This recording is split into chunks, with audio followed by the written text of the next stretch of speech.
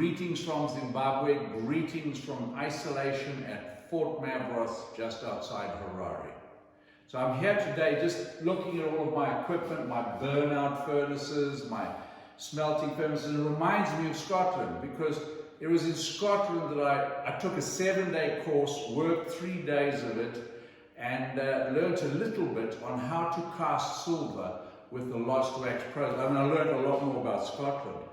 I found it through my beautiful goldsmith friend, Polly Gaston, who knew a man called Norman Grant, who had a smithy on the shores of the Great Loch, the monster Loch, Loch Ness.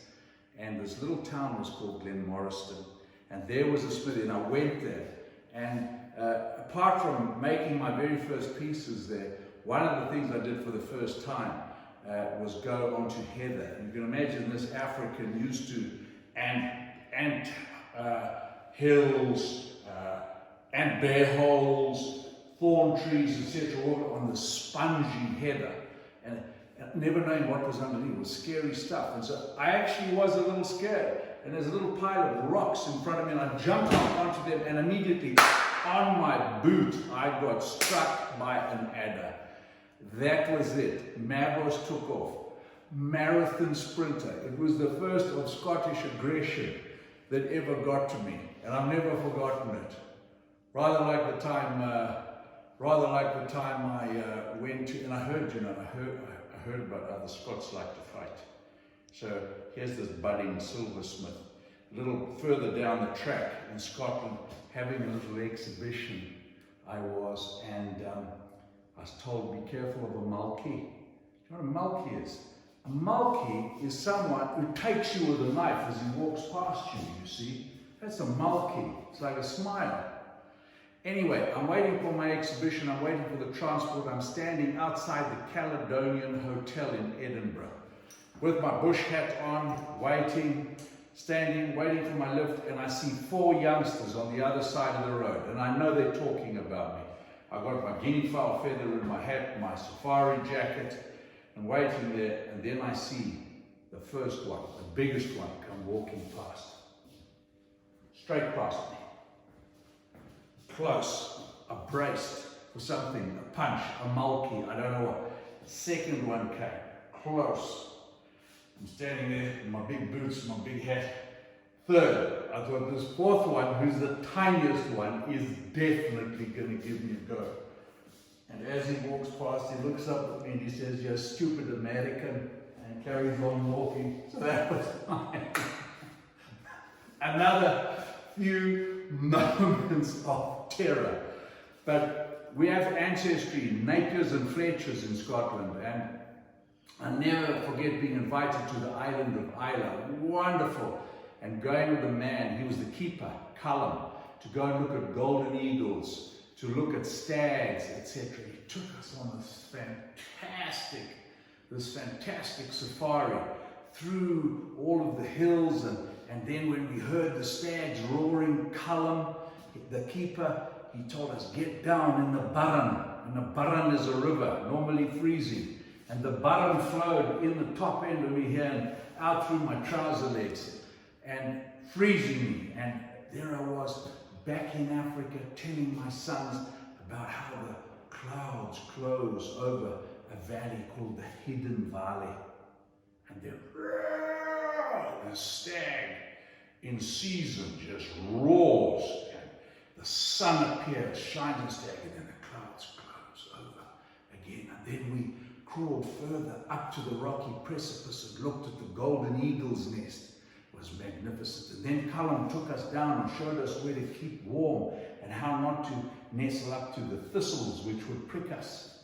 And I'm telling my 4 boys, once I'm back in Africa, this story of Callum and where he took us on the island of Islay. It was absolutely, and these little African boys are only interested, or have only known about stories of hyenas and hippopotamuses and elephants, and they're listening to their father. And at the end of the story, Alexander says, Dad, what was the name of your bushman tracker again? I said, Callum, son. Callum, a good Scot. But I've had the most wonderful times in Scotland where I learned to cast silver with the lost wax process. But there is one little story I do want to tell you, and it's about an exhibition that I had at Hamilton and Inches, the famous, wonderful jewelry store in Edinburgh on George Street. And I was invited there by a marvelous, marvelous man called Gavin Reed. He invited me to exhibit there. It was a tremendous exhibition. We made grouse for the occasion. We made a whole host of new pieces, and they were displayed with a great, great hospitality by our host, Hamilton and Inches. And in there was a lady with her two friends. And I didn't know at the time, but she was the matriarch of a famous Scottish liqueur whiskey company. I didn't know it. And what I also learned is that in that family, the recipe of this liqueur whiskey is given only to the wives. And I think that is the smartest thing that could ever happen. Anyway, she's at the exhibition and she walks along with her two friends, about that height, carrying their nice bags with sheep on them in different colors. Pictures, and then walks along and says, "How much for the wee spoons?" I said, £30 each, madam. She said, "I'll take the two." Walked down. "Oh, how much for the wee salt and pepper?" I said, "Those are £300, madam." She said, "I'll take the two." And so she walked, got to a pair of grouse. "How much for the wee grouse?" I said, "Those are £3,000. She said, "I'll take the two." And she said, "Young man," she said, "you're not writing any of this down."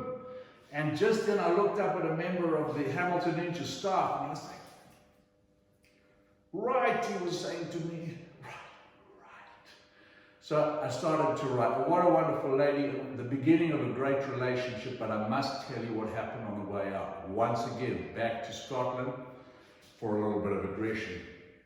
As these three ladies leave the exhibition into the dark of night, onto that pavement, freezing cold outside there, and I bid them farewell and thank you very much and nice to meet you.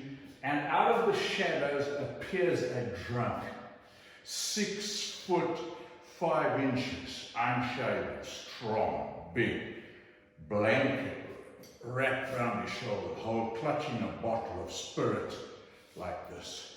And he walked up to the ladies, started to talk to them too close. I took off out of that shop. I stood between them. I watched my social distancing, because someone told me that some of those Scots got a long punch or a long throw or a long kick, so my social distancing was a good 2 meters. And I said, you step aside and you leave those ladies alone. And he stood back and he went, "And you need a bloody haircut." What could I say? He was right, I needed a haircut. So I think a lot of us in isolation need a haircut when we get out of isolation. And I wish you well. I send you love from Zimbabwe, and above all, with your friends, family, and everybody else, be patient.